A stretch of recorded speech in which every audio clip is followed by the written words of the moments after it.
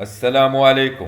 هذه أحدث أخبار اليوم، وهذا عنوانها: الموت يفجع الملك محمد السادس. المرجو الإعجاب بالفيديو والاشتراك بالقناة ليصلكم كل جديد. فقدت الساحة الفنية في المغرب ليلة الأربعاء الممثلة خديجة أسد عن عمرها الناهز 71 عاما، وذلك بعد صراع طويل مع مرض السرطان.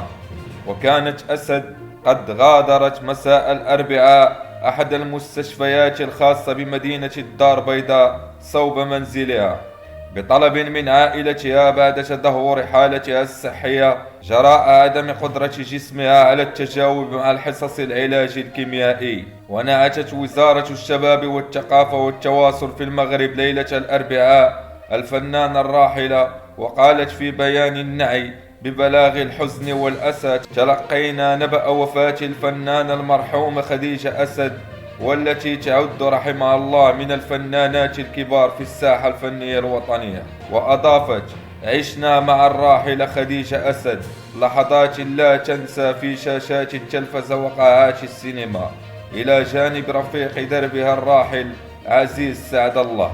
برحيل خديجة أسد تفقد الساحة الفنية الوطنية شخصية فنية كبيرة سيبقى اسمها خالدا في قلوبنا جميعا. وتعد أسد من أبرز الممثلات المغربية في الساحة الفنية المغربية بأعمال شهيرة تتوعد بين المسلسلات وتقديم البرامج التلفزيونية والأفلام السينمائية. وشكلت مع زوجها الراحل عزيز سعد الله ثنائيا فنيا ظل راسخا في ذهن المشاهد المغربي.